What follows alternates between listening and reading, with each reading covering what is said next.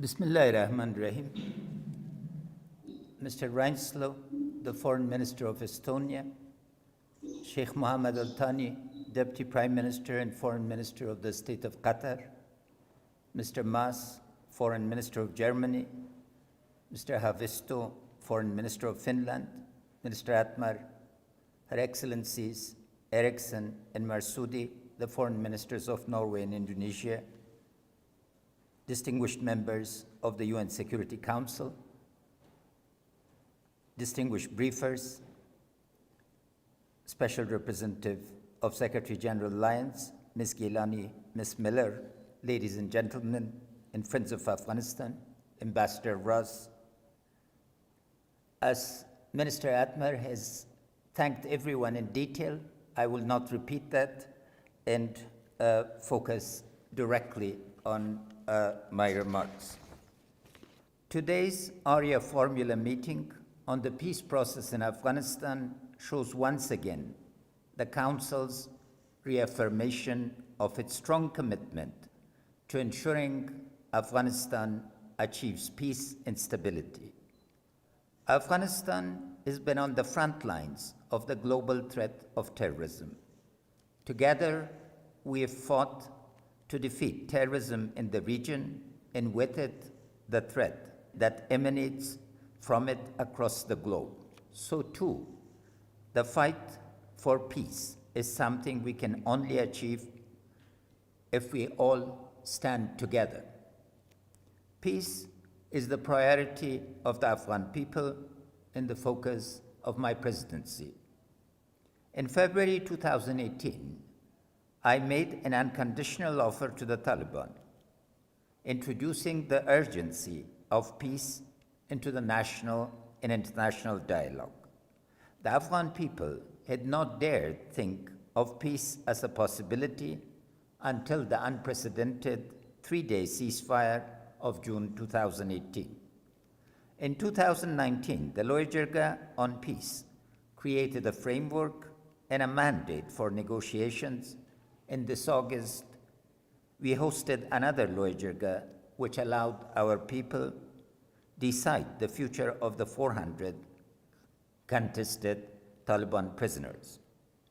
Over the past 2 years, Afghans have created a national consensus on the need to achieve an enduring peace via a political settlement with the Taliban, a peace that is in line with the values of our Constitution and with the UN Declaration of Human Rights. We have shown commitment, courage, and conviction, but we have also come to understand that peace will cost us. We have maintained our defensive positions on the battlefield, even in the face of a surge in violence against our people since February 2020. We agreed to the release of over 5,500 Taliban prisoners, most of them guilty of serious crimes against humanity. We have made sacrifices over and over again. There is not a single home, Afghan home, which has not felt the pain of loss. Yet our negotiating team remains steadfast in their commitment to talks in Doha, where the Taliban have insisted on beginning with divisive issues first. In light of these developments, today's conversation could not be more timely. Together with our international partners and friends, we've paid a heavy cost for peace and taken serious risks, but we've seen, unfortunately, no dividends yet. For dividends to actualize, the process needs certainty and predictability from our partners and allies. Over the course of our 20 years journey out of war, the Security Council has been a constant source of stable support to Afghanistan. I would like to thank each one of you for your continuity of attention, effort, and clarity and consistency of resolutions that you've passed. Today, the international community is reached an agreed upon end state for a political settlement in Afghanistan. That is, a sovereign, unified, democratic Afghanistan at peace with itself, the region, and the world, capable of preserving and expanding the gains of the past 2 decades.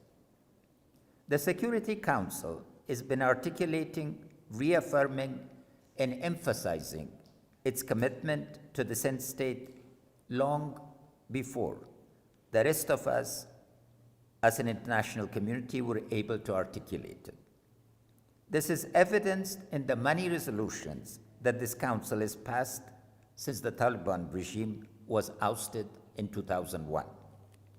The Security Council resolutions have reaffirmed strong commitment to the independence, territorial integrity, and sovereignty of Afghanistan, stressed the inalienable right of the Afghan people to freely determine our own political future, pledged determination in helping the Afghan people end the conflict, promote national reconciliation, lasting peace, stability, and respect for human rights, as well as ensure that Afghanistan is never again used as a base and launching ground for terrorism.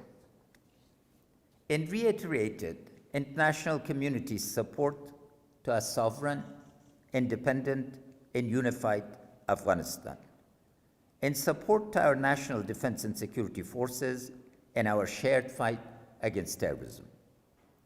Consistency in resolutions has not only been important in reaffirming our rights, values, and goals for an end state, but also clearly set boundaries and established a precedent for what absolutely is and is not acceptable for Afghanistan.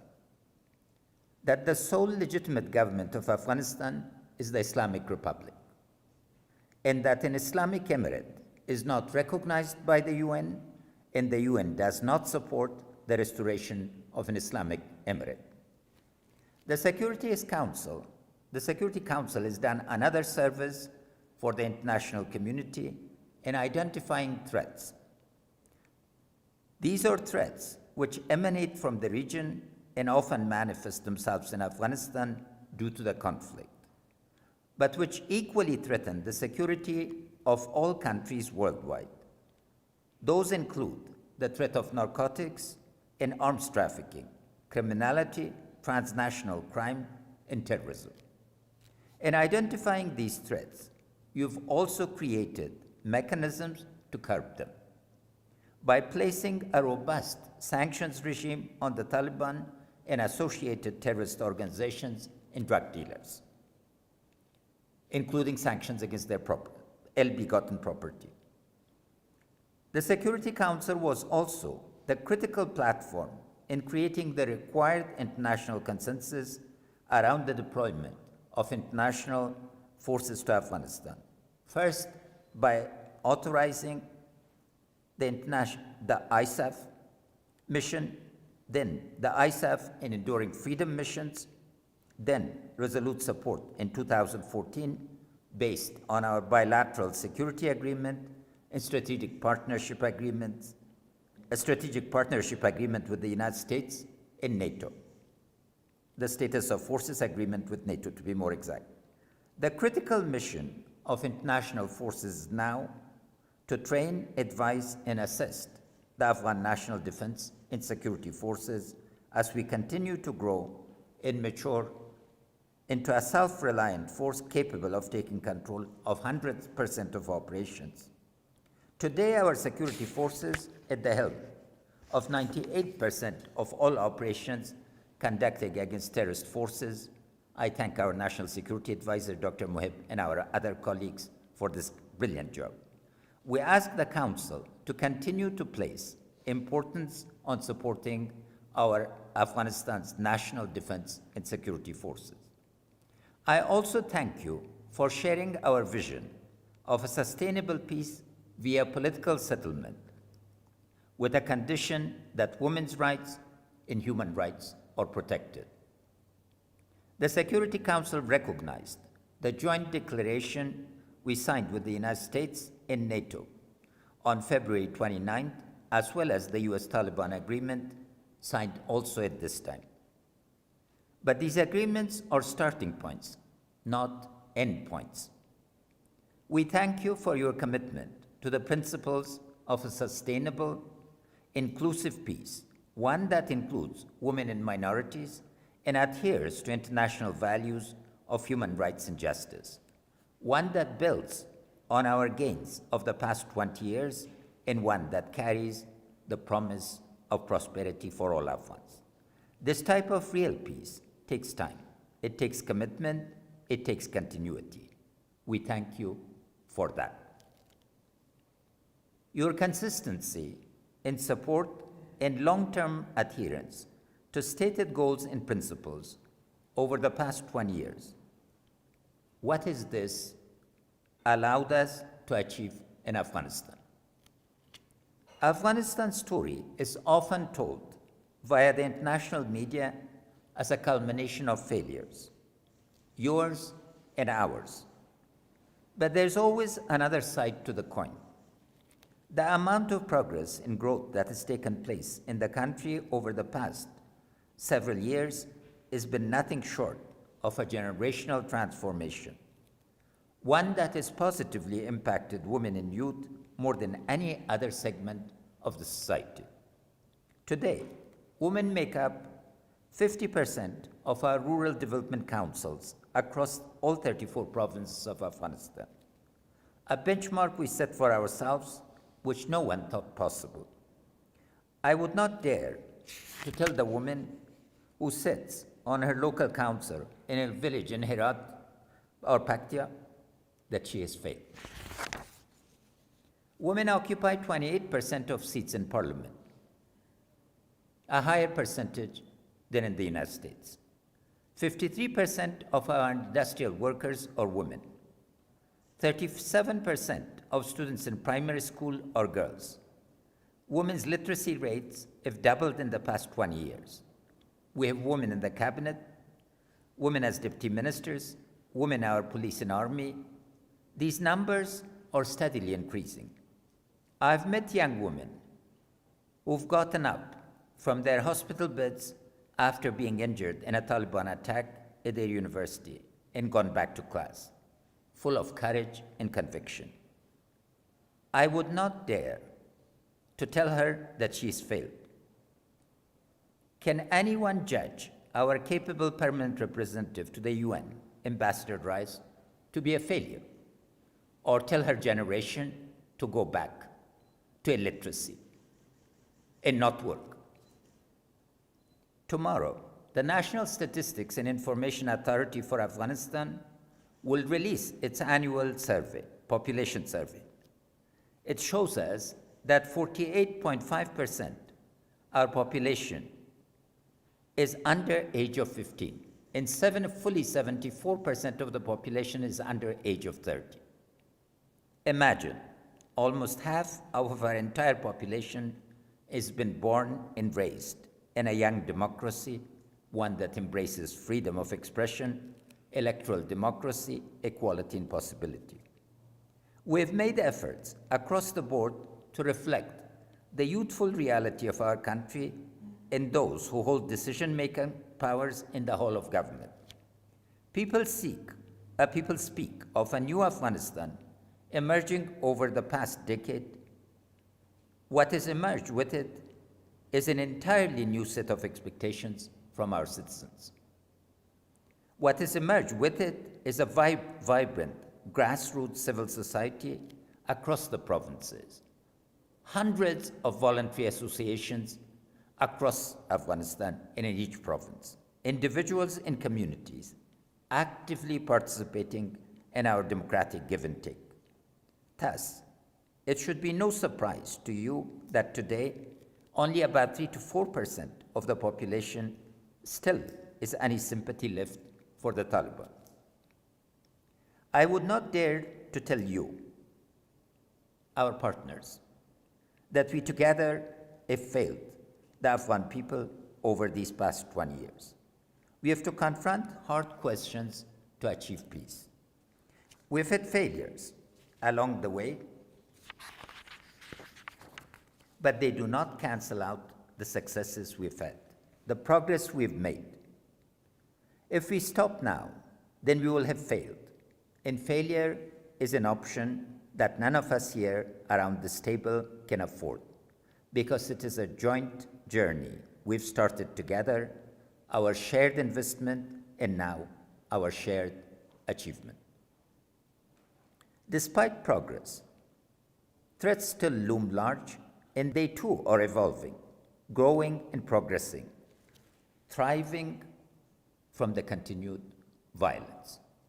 The threat of terrorism has not been eliminated.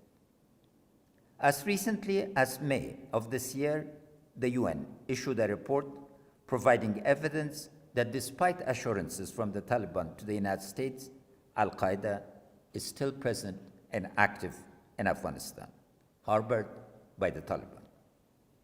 Drug production is changed from opium and heroin now to amphetamine, threatening every child in Afghanistan, in the region, and in the world. Violence is continuously used without any restraint, and radicalism is not contained. Though the latest figures from our statistics office show that poverty has declined 4% during the last 4 years, Afghanistan is still a fundamentally poor and food insecure country. Furthermore, the peace process has not resulted in the hope for ceasefire. The process has been productive in demonstrating to the Taliban that they are facing a united negotiating team of the Islamic Republic in discussions and an Afghanistan National Defense and Security Force capable of defeating them in the battlefield in Helmand, Kandahar, and all other provinces of the country. In light of these realities, I want to ask for your support, not for anything new, but for the same continuity and consistency in the support you have steadfastly given Afghanistan over the past 20 years. Now more than ever, in our recent history, your support, guided by principles of the UN Charter and not by political expediency, are absolutely critical in ensuring we achieve peace in Afghanistan. Our most urgent need and priority is peace. We need to re-energize the peace process now at a critical point in Doha and develop a roadmap from today to the mid-state through structured discussions that would ensure the achievement of the agreed end state. You have a critical role to play in this. First, I request the UN Security Council to reiterate the call for a ceasefire, which was already expressed in resolutions 2532 and 2513. A comprehensive ceasefire has been demanded by the Afghan government, by the Afghan people, by the international community, and by the UN Secretary General. A ceasefire is not only a critical first step to peace, but will also mitigate the precarious humanitarian situation caused by COVID-19 pandemic, allowing us to reach people in conflict areas as a second wave of the virus hits, which unfortunately is upon us. Second, there is also a role for the UN to play in helping us design a process that gets us to the defined end state. There are so many lessons learned from other peace processes that can be drawn from the UN Bank of Knowledge and help inform a realistic roadmap for achieving sustainable peace. Third, I would request the Council to stress the effective and thorough implementation of sanctions regime as a key instrument for the success of the negotiations with Taliban.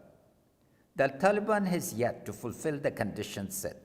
Sanctions can only be effective if implemented by all And any changes to current mechanism should only be considered following tangible progress in the peace process and its outcome, which we have yet to see, and also Taliban's commitment to an Afghanistan where women's constitutional rights are protected and minorities are not discriminated against. Fourth, I would also request the Council to view terrorism as an ecosystem and not a series of isolated organizations. The Security Council is uniquely placed to provide global leadership in defining and classifying terrorism as a global threat that is growing. We need a UN Security Council-backed strategy to counter terrorism. Fifth, I would also request the Council to consider the systematic role of narcotics in perpetuating and feeding the threat of terrorism. The two are inextricably linked now. We need a wider approach that addresses the links between terrorist networks and criminal organizations. Sixth, I would like to highlight the importance of regional consensus in creating sustainable peace in Afghanistan. I have consistently prioritized the issue of regional connectivity during my presidency, not only for matters of economic development and energy production, but because I have recognized its essential value in creating consensus around peace and other mutual benefits for the region. Many of our neighbors stand to gain 1 to 2% of GDP growth annually if we achieve peace in Afghanistan. Regional connectivity is a path not only to poverty reduction in the region, but also peace. We request the Security Council to consider this and work with us on helping create a strong regional consensus for a stable and peaceful Afghanistan. Next week, we will gather virtually for the 20 Geneva Conference on Afghanistan. The outcomes of this pledging conference will heavily influence the country's future development and our path towards self-reliance and peace. For our part, we are pushing for accountability and to continue to expand the relationship between Afghanistan and the international community based on mutual priorities. I would like to thank all participating countries, but particularly Finland, for their leadership on this important conference. In closing, I want to stress that today we have an opportunity to create the ground for a real strategic discussion. Why has the conflict in and around Afghanistan persisted so tragically for 40 years? Perhaps because we, as an international community, have been applying a salve to the wound instead of addressing the roots of the disease. We need to have a strategic discussion on multiple fronts. The outcome will not only mean a sustainable peace for Afghanistan that allows us to continue progressing and advancing our gains, but also the eradication of the threat of global terrorism which blights us all. Once again, I thank you for your principled engagement, and I thank you in advance for its continuation. I wish you a very productive and constructive discussion.